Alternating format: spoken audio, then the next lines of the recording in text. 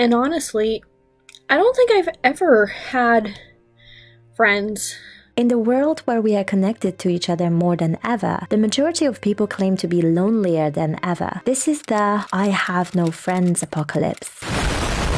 So there's this girl named the girl in a blue dress who makes a video about not having any friends. Soon after, the comments start flooding in and more than 100,000 people can relate to what she's saying. And I'm sitting alone in my apartment at my desk staring at my computer. Like 99.999% of every other Saturday.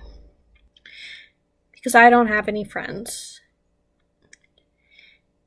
And honestly, I don't think I've ever had friends.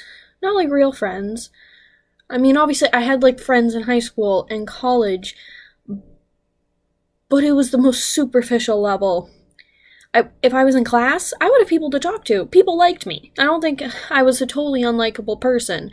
And I would do after-school activities, and people would talk to me, and I had people that I was close to.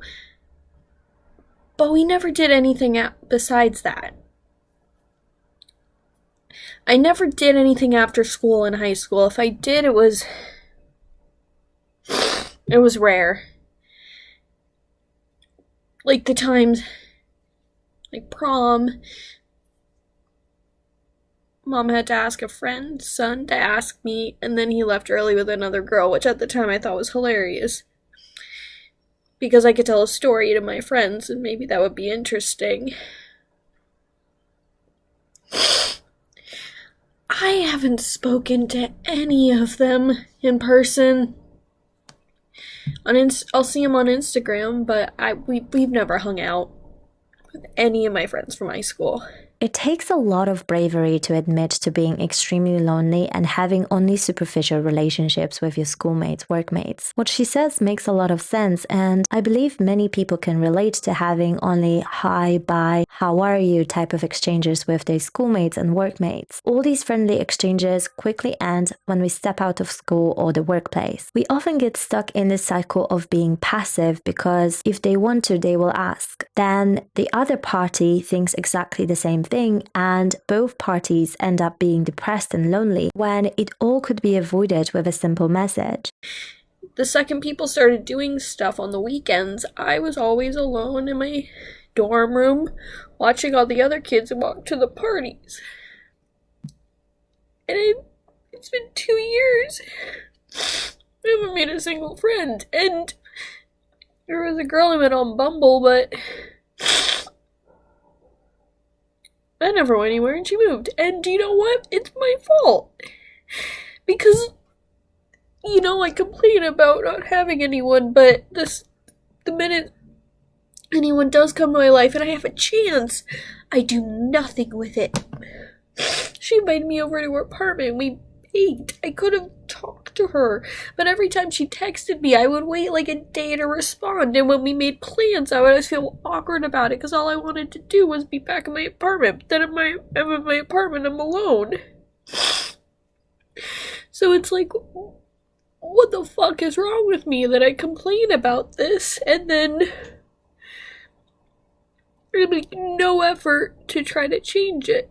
I think there are a lot of expectations when it comes to having friends. It seems like society pressures you to have friends to avoid feeling like a loser, when sometimes you just want to get a pizza, watch a movie, and be by yourself for a while. I guess some people perform really well in big circles, and some in little ones, and some in none at all. They shouldn't feel pressured to be the next prom queen or king if that's not who they are. Everyone is so different, and even though I feel that majority of people thrive with some sort of human connection, people should have a choice and shouldn't be ostracized or laughed at for the choices they make. And it's noticeable my landlord, Elaine, keeps commenting on how all of her past tenants do things on the weekends, basically calling me like a friendless loser, which is true, but to hear her just say that to me was really hard.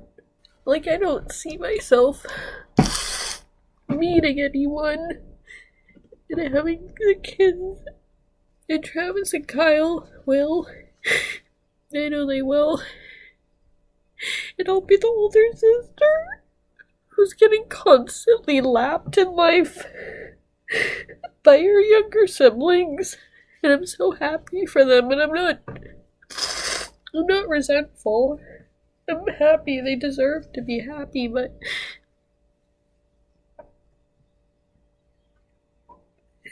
you're supposed to look up to your older sibling. And I genuinely don't know what they have to look up to me for. They made more friends. They had more relationships. Travis is already in a better, higher paying job. They've traveled more. They've done more. They've experienced more. What do they have to look up to me for? The pressure of society makes us feel like we have to have all those things in order for people to like us or look up to us. We see, for example, that our families who are younger than us are doing better. We may grow a little resentful and ashamed for not being on the same level or not being able to be the leader or someone others would respect and look up to, even when we are genuinely happy for them, which is overall very, very human. I don't know how to make friends, and I'm scared. I want to run into somebody. I hate meeting people online. It's so awkward, and you put all this into a conversation, but when you meet someone, you don't have that I feel like I need to meet people. But I don't know how, and I don't think it's possible as an adult to just run into people. I think it's very much a cultural thing because having traveled to different countries, people behave differently depending on which country they are in. Some people are more likely to run into each other, talk, be warm, and eventually become just best mates. Unfortunately, that's not the case in every country. With the way people are more likely now to make friends online than in real life, individuals often seem closed off and don't want to talk to each other, overthinking each interaction to the point everyone just walks next to one another, sits next to one another, and doesn't interact with anyone. Look at the state of things in Japan, for instance. I recently had lunch with one of my personal friends who is very good at Japanese. I'd say that they've pretty much conformed to Japanese society and their behavior is what everyone expects from them. But while we were eating, they said, you know, Aki, I've been living here for almost 2 years and I think I want to move back to my own country. And then I thought, why? You're doing so well. And so they said, I know, but I can't put my finger on it, but I feel more lonelier in Japan than I ever have in my entire life, and I don't. Ichiran is a restaurant in Japan where you can order ramen without having to talk to anyone. After choosing what you like on the vending machine, you'll have a seat at the stall and customize the ramen to your liking. Once it's finished, they'll serve it to you through this little window, do a deep bow to show their appreciation, and close the blinds so you can eat in silence. If you are having trouble at any point, they even have these little wooden cards to assist you. These things make people less likely to come out of their shell, as they can go back to their habits of being too shy to even order their own food, leading to isolation and eventually severe depression. We don't need things that further isolate us. We need things that make us more likely to go out there, be brave, and interact. It's tough to break this wall of thinking I'm not good enough to have friends and not feeling like people are just out there to get you all the time. It helps to remind yourself that there are more things we will regret not doing than things we will regret doing in our lives. No matter how alone we feel, we are not alone in feeling that way. I think that sums up this video. Feel free to leave your thoughts in the comments below. See ya!